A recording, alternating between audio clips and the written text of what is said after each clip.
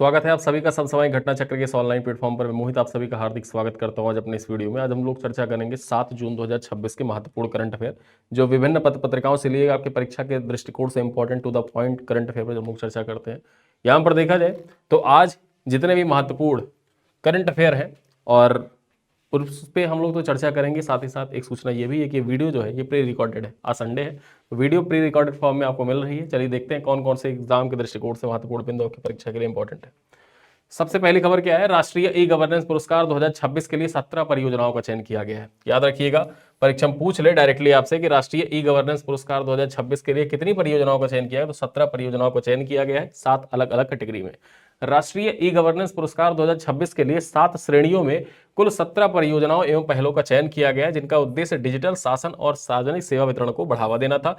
चयनित प्रमुख पहलों में देखा जाए तो एग्री स्टैक भी सम्मिलित है, महाकुंभ 2025 सम्मिलित है, ब्लड बैंक ट्रेंसेबिलिटी, ठीक है, blood bank traceability and citizen interaction portal भी सम्मिलित है, त्रिनेत्र तथा पंचायत उन्नति सूचकांक। इस पंचायत उन्नति सूचकांक के बारे में हम आगे चर्चा करेंगे विस्तार से, लेकिन यहां जान लीजिए कुछ प्रमुख पहल जिनको देखा जाए 17 परियोजनाएं जो है चुनी गई हैं, उनमें ये सारी पहले सम्मिलित हैं। आगे चर्चा करें, जो त्रिनेत्र है ये उज्जैन के महाकाल रुद्र सागर क्षेत्र में स्थापित कृत्रिम बुद्धिमत्ता आधारित वीडियो निगरानी प्रणाली है, जिसका उपयोग सुरक्षा और भीड़ प्रबंधन के लिए किया जाता है। यहां पर चर्चा करें, जो पुरस्कार है ये पुरस्कार प्रदान करने हेतु 19वां राष्ट्रीय ई गवर्नेंस सम्मेलन जो आयोजित किया जाएगा ये 1 से 2 जुलाई 2026 का आयोजित किया जाएगा। यानी कि जो 29वां राष्ट्रीय ई गवर्नेंस सम्मेलन है, इसी दौरान देखा जाए तो ये राष्ट्रीय ई गवर्नेंस पुरस्कार प्रदान किए जाएंगे। ठीक है, आगे चर्चा करते हैं। टी मोबाइल यूएसए ने हैदराबाद में पहला वैश्विक प्रौद्योगिकी केंद्र शुरू किया है। यहां पर बेसिकली जो टी मोबाइल है इसके बारे में आज से लगभग 7 से 8 महीने पहले मैंने आपको करंट अफेयर में पढ़ाया था। ठीक है, टी मोबाइल बेसिकली जो ट्रंप टावर है, जैसे ट्रंप टावर तो ट्रंप की कंपनी है बेसिकली ये।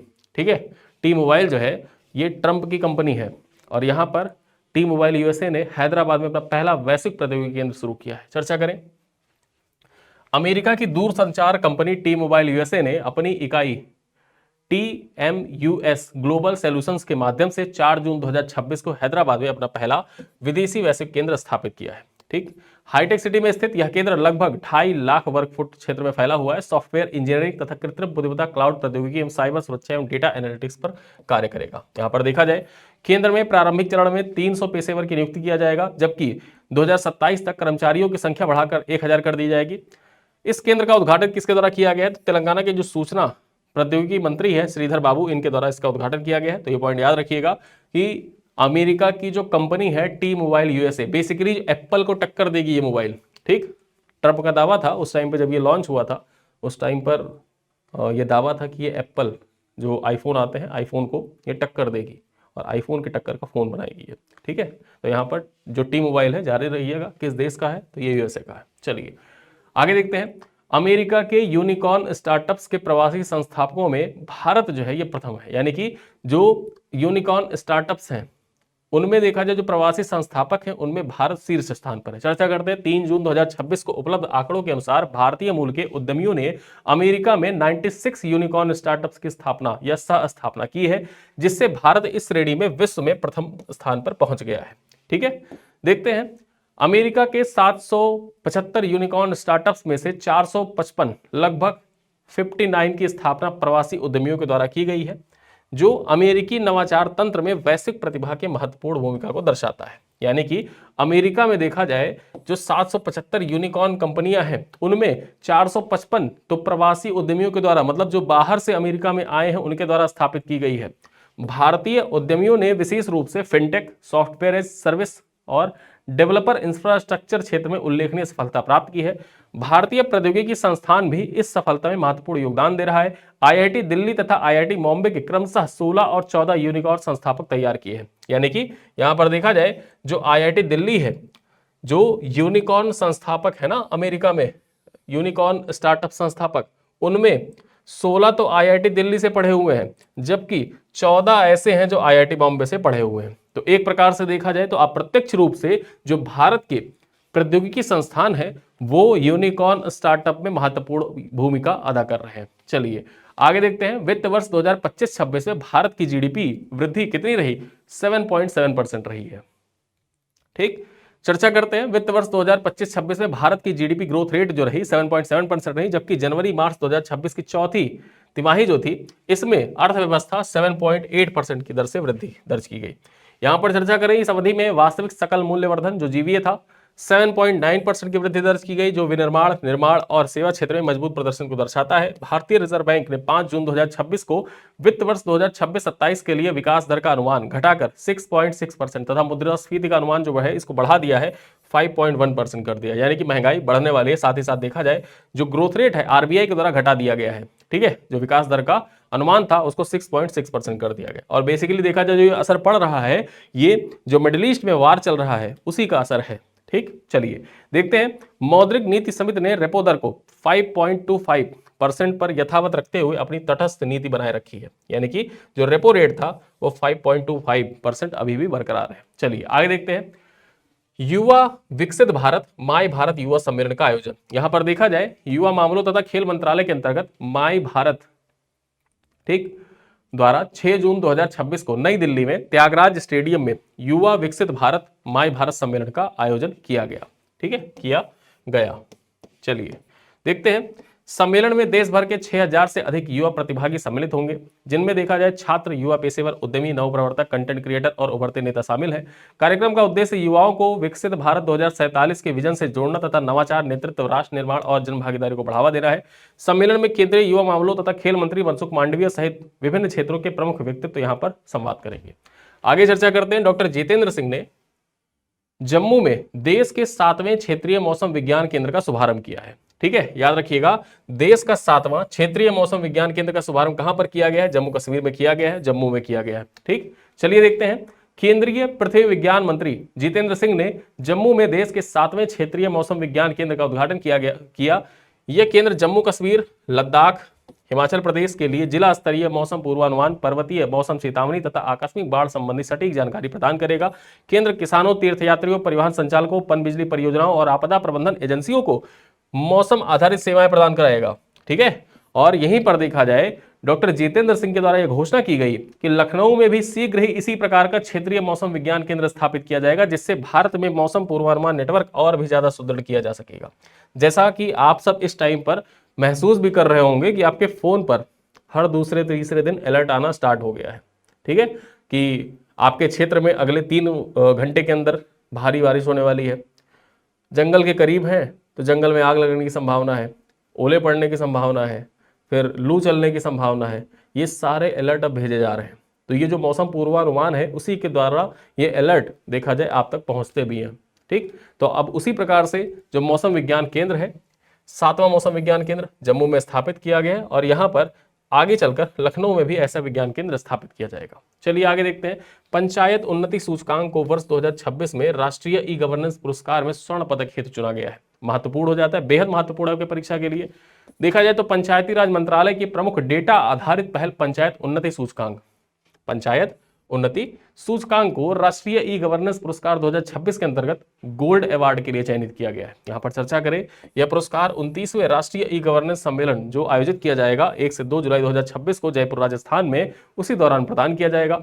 पंचायत उन्नति सूचकांक ग्रामीण पंचायतों के विकास, प्रदर्शन एवं सतत विकास लक्ष्यों के स्थानीयकरण के आकलन करने वाला भारत का पहला व्यापक डेटा आधारित ढांचा है। यहाँ पर देखें तो इस सूचकांक में 150 संकेतकों और 230 डेटा बिंदुओं के आधार पर 60,000 से अधिक ग्राम पंचायतों का मूल्यांकन कर उन्हें विभिन्न प्रदर्शन श्रेणियों में वर्गीकृत किया गया है। ठीक, तो याद रखिएगा जो पंचायत उन्नति सूचकांक है यह किसके द्वारा जारी किया जाए तो पंचायती राज मंत्रालय का प्रमुख डेटा आधारित पहल है।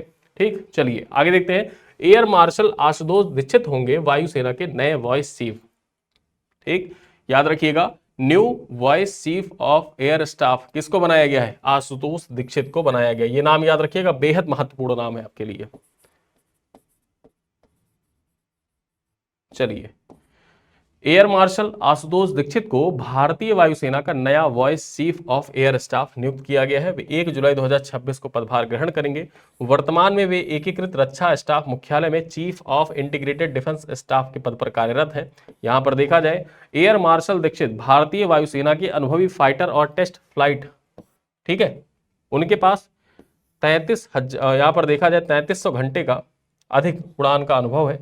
3 दशक से अधिक की सैन्य करियर में उन्होंने वायुसेना में आधुनिकीकरण, संचालन क्षमता तथा रणनीतिक विकास में महत्वपूर्ण योगदान दिया है। आगे चर्चा करें, भारत के साथ Su-57 स्टील्थ लड़ाकू विमान के संयुक्त उत्पादन की रूस की पेशकश।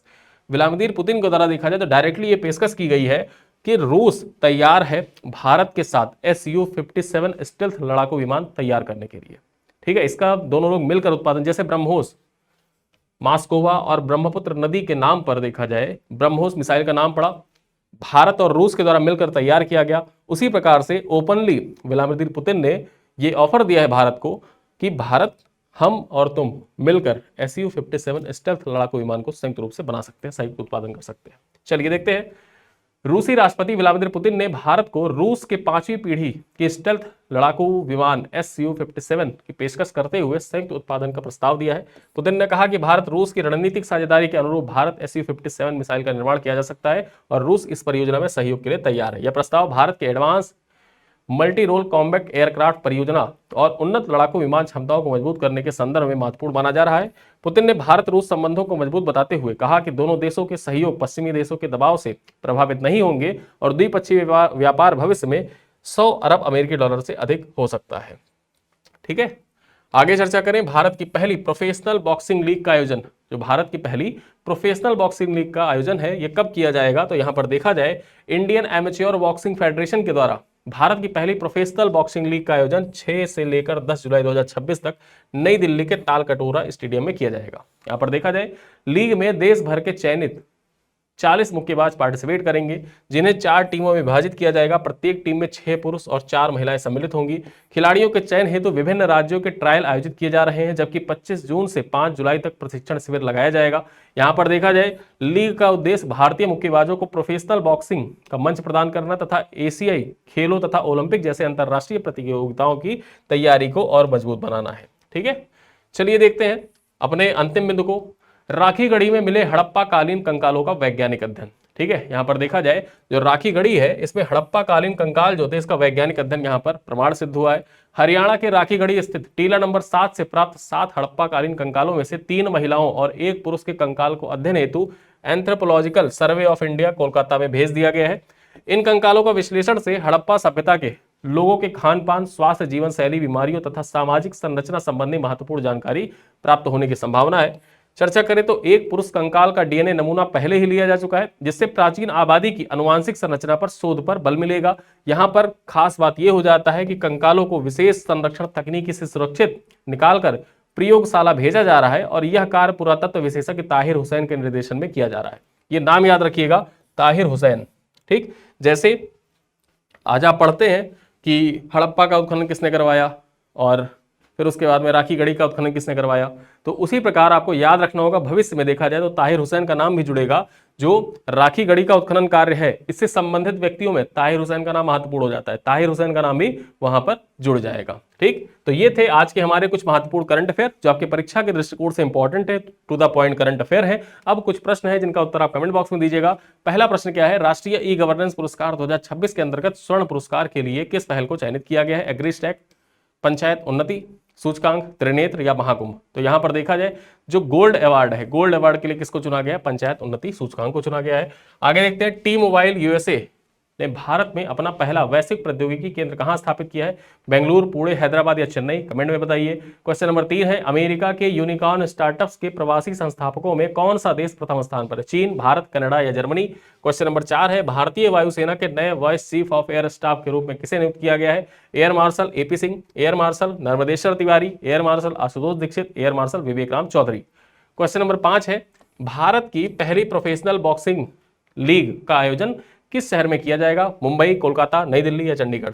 ठीक है, तो आज यहां पर देखा जाए चूंकि ये क्लास आपको प्री रिकॉर्डेड फॉर्मेट में मिल रही है, इस वजह से जो रिवीजन वाला जो सेक्शन है उसको हम लोग कल कंप्लीट करेंगे। और इस वीडियो को आप देखिए, वीडियो पसंद आए तो अपने दोस्तों के साथ साझा करिएगा, वीडियो लाइक करिएगा और अपना कमेंट बॉक्स में अपना फीडबैक जरूर लिखिएगा।